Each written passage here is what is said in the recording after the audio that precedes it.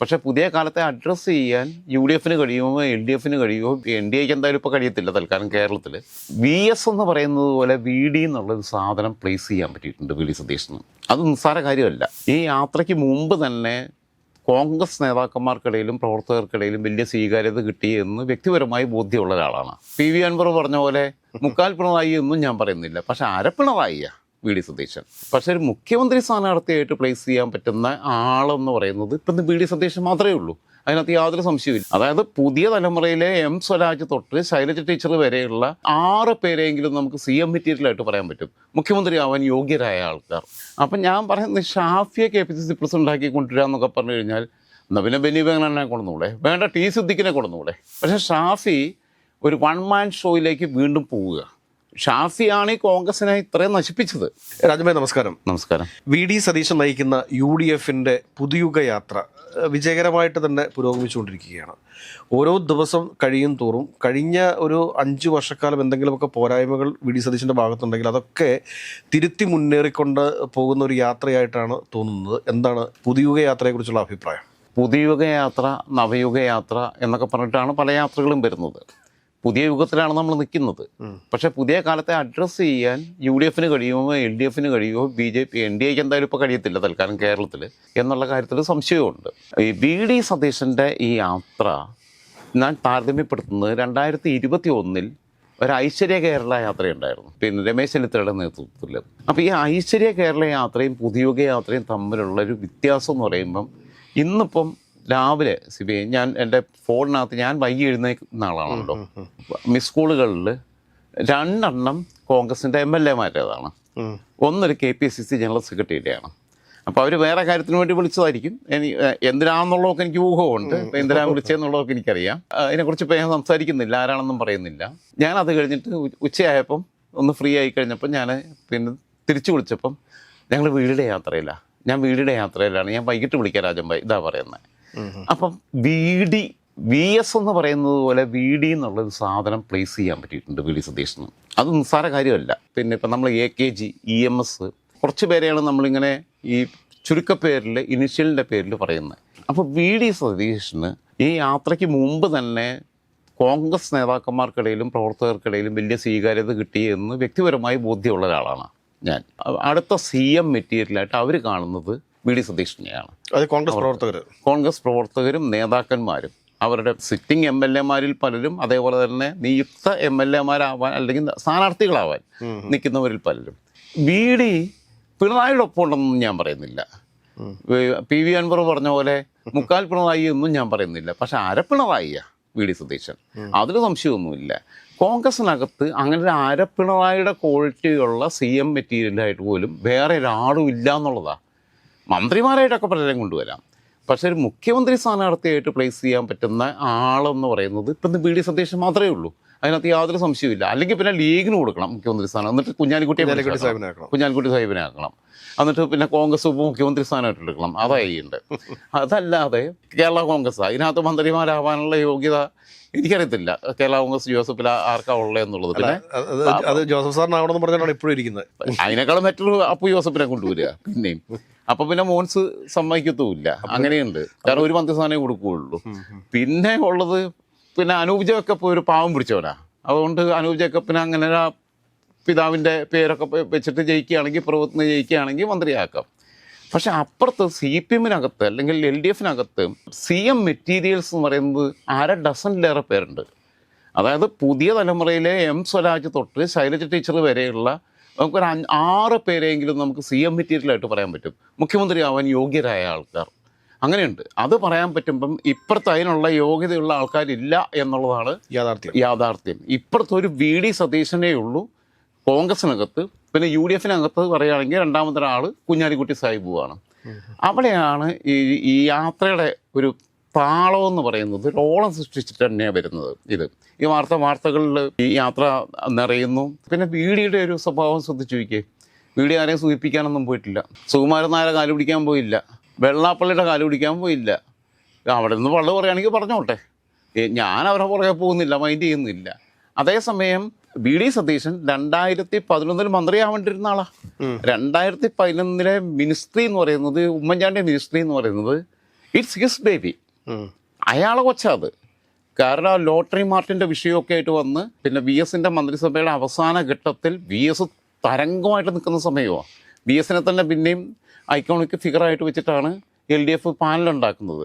ആ സമയത്ത് പിന്നെ ഇടുക്കിയിലെ ഭൂമി കൈയേറ്റങ്ങൾ ഒഴിപ്പിക്കുന്നു, പാർട്ടിക്കകത്ത് ഫൈറ്റ് ചെയ്യുന്നു. പക്ഷെ അപ്പോഴും ജനങ്ങളെല്ലാം വി എസിനെ ഒരേ സമയം പ്രതിപക്ഷ നേതാവും മുഖ്യമന്ത്രിയായിട്ട് കാണുക. സ്മാർട്ട് സിറ്റിയുടെ കരാർ ഒപ്പിട്ടത് ആ സമയത്താണ്. അതെ, പ്രതിപക്ഷ നേതാവ് പോലും അല്ലാത്ത വി ഡി സതീശനാണ് ആ മന്ത്രിസഭയെ മുൾമുനയിൽ നിർത്തി അവസാനം തോമസ് ഐസക്കുമായിട്ട് ഫേസ് ടു ഫേസ് ഡിബേറ്റ് തയ്യാറായത്. ക്ലാസിക് ഡിബേറ്റും ആയിരുന്നു അത്.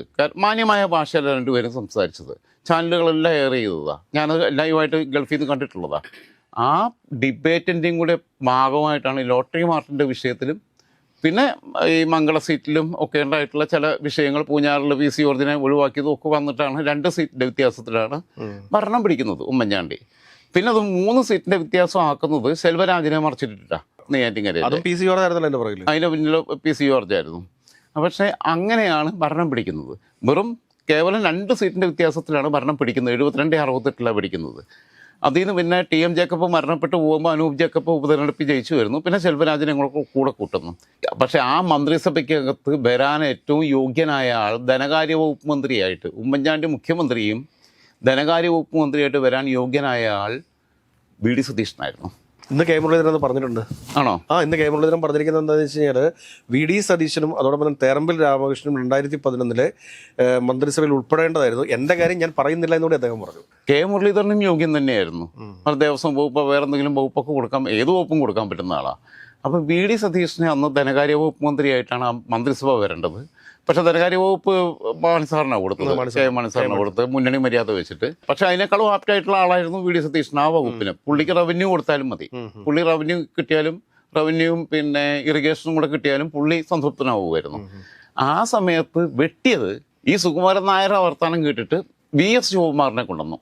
ഏത് ദേവസ്വത്തിൻ്റെ മറ്റേ കേസിനകത്ത് എപ്പോഴായിരിക്കും പെടാൻ പോകുന്നതെന്നുള്ളത് അറിയത്തില്ല. വി എസ് ശിവകുമാറിനെ തിരുവനന്തപുരത്തേക്ക് വേണ്ട, വട്ടിയൂർക്കാവി പരിഗണിക്കുന്നില്ല, തിരുവനന്തപുരത്ത് പരിഗണിക്കുന്നില്ല, നേമത്ത് പോലും പരിഗണിക്കുന്നില്ല. ഇത് നേമത്ത് അവർക്കൊരു സാധ്യതയില്ലാത്ത സ്ഥലം, അവിടെ പോലും പരിഗണിക്കുന്നില്ല. അവിടെയും ആളുകൾ ഒരു മണ്ഡലം കമ്മിറ്റിയും ശിവകുമാറിൻ്റെ പേര് സജസ്റ്റ് ചെയ്തിട്ടില്ല. കോർപ്പറേഷൻ ഇലക്ഷൻ്റെ സമയത്ത് ശിവകുമാറിനെ കൊല്ലത്ത് പോയി പണിയെടുക്കാനാണ് പറഞ്ഞത്. കാരണം ഇവിടെ ശിവകുമാർ നിന്ന് കഴിഞ്ഞാൽ കിട്ടുന്ന സീറ്റ് പോകും, ഉള്ള വോട്ടും കൂടെ കിട്ടത്തില്ല. വി ഡി സതീശൻ സുകുമാരൻ നായരടുത്തും വെള്ളാപ്പള്ളി നടേശനടുത്തും കാല് പിടിക്കാൻ പോയിട്ടില്ല. കോംപ്രമൈസ് ചെയ്തിരിക്കുന്നതാണ്.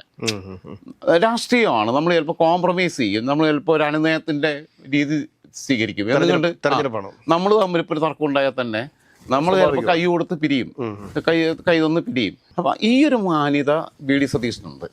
അപ്പോഴാണ് മറ്റേ ആള് വി എസ് ശിവകുമാറിനെ കൊണ്ടുവന്നത്. ഇല്ല, അത് കൂടാണ്ട് തന്നെ ഇപ്രാവശ്യം എന്ന് വെച്ചാൽ വി ഡി സതീശൻ്റെ ഈ ജാഥ കടന്നു വരുന്ന സമയത്ത് നമ്മൾ ശ്രദ്ധിക്കേണ്ട കാര്യം എന്താണെന്ന് ചോദിച്ചാൽ, കുറ്റ്യാടിയിൽ എത്തിക്കഴിഞ്ഞപ്പോഴത്തേക്ക് ഈ വി ഡി സതീശൻ്റെ ഒരു ജനസ്വീകാര്യത കണ്ടിട്ട് ശരിക്കും പറഞ്ഞു കഴിഞ്ഞാൽ വി ഡി സതീശനുമായിട്ട് പരസ്പരം കാണുമ്പോൾ കെട്ടിപ്പിടിക്കുകയും ചിരിക്കുകയും ചെയ്യുന്നുണ്ടെങ്കിലും ഷാഫിയുടെ മനസ്സിലിരിപ്പ് എന്താണെന്നുള്ള കാര്യം എല്ലാവർക്കും അറിയാവുന്ന കാര്യമാണ്. അതുമായി ബന്ധപ്പെട്ടിട്ടുള്ള എന്തോ പല നേതാക്കന്മാരും പിന്നെ പറഞ്ഞിട്ടുള്ളതും പിന്നെ നമുക്കിനി റിലീസ് ചെയ്യാനുള്ള സാധനം ഉണ്ടല്ലോ നമ്മുടെ അടുത്ത്. പിന്നെ അവനെന്താ വെച്ചാൽ KPCC പ്രസിഡന്റ് ആവാൻ നോക്കുക. ഷാഫി KPCC പ്രസിഡന്റായി വരിക. കാരണം ഷാഫിക്ക് ഇപ്പോൾ നിയമസഭയിലേക്ക് മത്സരിക്കാൻ പറ്റും എന്ന് തോന്നുന്നില്ല, ഇല്ലെങ്കിൽ മന്ത്രിയായിരുന്നു. പക്ഷേ ഷാഫി കാണുന്നത് 2031 കേരളത്തിൻ്റെ മുഖ്യമന്ത്രിയാകുക എന്നുള്ളതാണ്. കേരളത്തിൻ്റെ മുഖ്യമന്ത്രി ആവാൻ ഇഷ്ടം പോലെ ആൾക്കാർ ഈ സമുദായം നോക്കിയിട്ടാണെങ്കിൽ ഞാൻ പറയട്ടെ കുഞ്ഞാലിക്കുട്ടി സാഹിബിനെ ആക്കിയാൽ പോരെ. 2031 അവർ പിന്നെ പിടിക്കുകയാണെന്നുണ്ടെങ്കിൽ പിടിക്കോ ഇല്ല എന്നുള്ളത് ഇപ്പോൾ നമുക്ക് പറയാൻ പറ്റത്തില്ല ഈ പോക്ക് പോയി കഴിഞ്ഞാൽ. കാരണം ഈ ഷാഫിയെ കൊണ്ടു നടന്നു കഴിഞ്ഞാൽ കിട്ടുന്ന വോട്ടില്ലാതാവും. ഷാഫി ഒരു ഫാൻ ബേസ് ഉണ്ടാക്കുന്ന PR വർക്കിൻ്റെ പിന്നിലെ ചരിത്രം കൃത്യമായിട്ട് പഠിച്ചവരാണ് നമ്മൾ. നമ്മളടുത്തുള്ള എൻ്റെ ഡാറ്റയുണ്ട്, ഡീറ്റെയിൽസും ഉണ്ട്, വോയിസും ഉണ്ട്. ആ സാധനമൊക്കെ പിന്നെ റിലീസ് ചെയ്യാതെ കമ്പനികളുടെ പേരുമുണ്ട്. ഇപ്പം നമ്മൾ റിലീസ് ചെയ്യാതിരിക്കുന്നത് നമ്മളുടെ ഒരു സാമാന്യ മര്യാദയും ചെറിയൊരു ക്ഷമയും കാണിക്കും. പുതിയ യാത്ര നടന്നുകൊണ്ടിരിക്കുന്ന സമയത്ത് അത് ചെയ്യുന്നത് ശരിയല്ല എന്നുള്ളത്. അതെ. അപ്പം ഞാൻ പറയുന്നത് ഷാഫിയെ KPCC പ്രസിഡന്റ് ആക്കി കൊണ്ടുവരിക എന്നൊക്കെ പറഞ്ഞു കഴിഞ്ഞാൽ എന്നാൽ പിന്നെ ബെന്നി ബെഹ്നാനെ കൊണ്ടുവന്നൂടെ, വേണ്ട T സിദ്ദിഖിനെ കൊണ്ടുവന്നൂടെ. ഈ മുസ്ലിം സമുദായത്തിൻ്റെ ആളെ വേണമെന്നുണ്ടെങ്കിൽ T സിദ്ദിഖിനെ കൊണ്ടുവന്നൂടെ. മുതിർന്ന നേതാക്കന്മാരില്ലേ നമ്മളെ, പിന്നെ വർക്കല കഹാർ, തിരുവനന്തപുരം ജില്ലയിൽ MM ഹസനെ തന്നെ പിന്നെ വെക്കാമല്ലോ. അപ്പോൾ അങ്ങനെ ഒരു പിന്നെ കമ്മ്യൂണിറ്റി കൊടുക്കാനാണെന്നുണ്ടെങ്കിൽ ഇഷ്ടംപോലെ ആൾക്കാർ അതിനകത്തുണ്ട്, സീനിയർ ആയിട്ടുള്ള ലീഡേഴ്സ് ഉണ്ട്. പക്ഷേ ഷാഫി ഒരു 1 മാൻ ഷോയിലേക്ക് വീണ്ടും പോവുക. ഷാഫിയാണ് ഈ കോൺഗ്രസിനെ ഇത്രയും നശിപ്പിച്ചത്. ഈ രാഹുൽ മാങ്കുട്ടത്തിൻ്റെ സ്പോൺസർ ആരാ? ഷാഫിയാണ്. ഷാഫിയുടെ പെറ്റായിരുന്നല്ലോ. ഷാഫി ഇവനും തമ്മിലുള്ള ബന്ധം എന്താ? ഈ പെമ്പിള്ളാരെല്ലാം പിന്നെ ഷാഫിയുടെ അടുത്ത് പരാതി പറഞ്ഞു എന്ന് പറഞ്ഞിട്ടും ഷാഫി മൗനം പാലിച്ചു എന്ന് പറഞ്ഞു. ഷാഫി ഇല്ലെങ്കിൽ നിഷേധിക്കട്ടെ, നിഷേധിച്ചാൽ ഞങ്ങൾ ബാക്കി പറയാമെന്ന് പറഞ്ഞിട്ടും ഈ സജന ബി ഷാജനും ഈ ഷഹനാസും ഇവരൊക്കെ പറഞ്ഞപ്പോഴും ഷാഫി എന്താ സൈലന്റ് ആയിരുന്നു. സൈലന്റാ. അവൻ ആ വെല്ലുവിളി ഏറ്റെടുക്കാൻ കഴിഞ്ഞിട്ടില്ല ഷാഫിക്ക്. ഷാഫി രാഹുൽ മാങ്കൂട്ടത്തിനെ പൂർണ്ണമായും ഇതുവരെ തള്ളിപ്പറഞ്ഞിട്ടുമില്ല. തള്ളിപ്പറയണമെന്ന് ഞാൻ പറയുന്നില്ല, കാരണം ആ ചെറുക്കൻ റെക്ടിഫൈ ചെയ്ത് വരികയാണെങ്കിൽ വരട്ടെ. അല്ല, അതിന്റെ ഭാഗമായിട്ടാണല്ലോ ഇപ്പൊ പാലക്കാട് ഇവർക്ക് വേണ്ടപ്പെട്ട ആളുകളെ പത്തനംതിട്ടയിൽ നിന്ന് വീണ്ടും ഇറക്കുമതി ചെയ്യാൻ വേണ്ടി ഒരു ശ്രമം നടക്കുന്നുണ്ട്. അത് പിന്നെ അത് നടക്കാൻ പോകുന്നില്ല. ഇതിനകത്തുള്ള വിഷയം എന്ന് വെച്ചാൽ ഷാഫി പറമ്പിൽ ഈ കോൺഗ്രസ് എന്ന വളവൃക്ഷത്തിൽ കയറിക്കൂടിയ ഒരു ഇത്തിൽ കണ്ണിയാണ്, അതിനെ കാർന്നു നിന്ന് നശിപ്പിക്കുന്ന ഒരാളാണ് എന്ന തിരിച്ചറിവ് കോൺഗ്രസ്സുകാർക്കില്ലെങ്കിൽ കോൺഗ്രസ് വലിയ വില കൊടുക്കേണ്ടി വരും. നമ്മൾ പറഞ്ഞിട്ടുണ്ട്, സിദ്ദിഖിനെതിരെ വെക്കാൻ നോക്കിയപ്പോൾ ആരെക്കുറിച്ച് നമ്മൾ പറഞ്ഞിട്ടുണ്ട്, ബാക്കിയുള്ളവർക്കെതിരെ വെക്കാൻ നോക്കിയപ്പോൾ ആരെക്കുറിച്ച് നമ്മൾ പറഞ്ഞിട്ടുണ്ട്. നമുക്ക് കൃത്യമായിട്ടുള്ള വിവരങ്ങളുടെ ഒക്കെ അടിസ്ഥാനത്തിൽ തന്നെ നമ്മൾ പറഞ്ഞു. രാജുഭായി ഇപ്പോൾ കേൾപ്പിച്ച ഓഡിയോ ക്ലിപ്പ് തന്നെ മതിയല്ലോ എന്താണ് ഷാഫി പറമ്പിലെന്നും രാഹുൽ മാങ്കൂട്ടമെന്നും കേരളത്തിന് മനസ്സിലാക്കാനായിട്ട്. ഇതേ രീതിയിൽ കേരളത്തിലെ കോൺഗ്രസിൻ്റെ നേതാക്കന്മാർക്കെതിരെ PR വർക്കിന് വേണ്ടിയിട്ട് ലക്ഷങ്ങൾ ചെലവഴിക്കുന്ന ഒരു വ്യക്തി, അതിനപ്പുറത്തേക്ക് വേറെ ഉണ്ട്. ആ വ്യക്തിയാണ് ഇപ്പോൾ VD സതീശൻ്റെ ഈ ഒരു ജാഥാ വിജയം ഒരു കാരണവശാലും മാനസികമായിട്ട് ഉൾക്കൊള്ളാനായിട്ട് ഷാഫിക്ക് സാധിക്കുമെന്ന് എനിക്ക് തോന്നുന്നില്ല. ഇല്ല, പറ്റത്തില്ല. കാരണം അതുകൊണ്ടാണല്ലോ ഷാഫി പാവം കേസിനെ പോയി സോപ്പിടാൻ നോക്കി, കേസിൽ പോയി സോപ്പിടാൻ നോക്കി, ഇങ്ങനെയൊക്കെ ചെയ്തിട്ട് വീടിക്കെതിരെ പണി കൊടുക്കാൻ വേണ്ടി നോക്കിയത്. പിന്നെ ഇപ്പം എന്താണെന്ന് വെച്ച് കഴിഞ്ഞാൽ ആ ഓഡിയോയുടെ കാര്യം നമ്മളിപ്പോൾ പണ്ട് ഈ നോവലുകൾ വായിക്കുന്ന കാലത്ത് തുടരും എന്ന് പറഞ്ഞ് നിർത്തുമായിരുന്നു. ഒരു സസ്പെൻസിൽ അത് നിർത്താം പ്രേക്ഷകരുടെ മുമ്പിൽ എന്നാണ് എനിക്കിപ്പോൾ പറയാനുള്ളത്.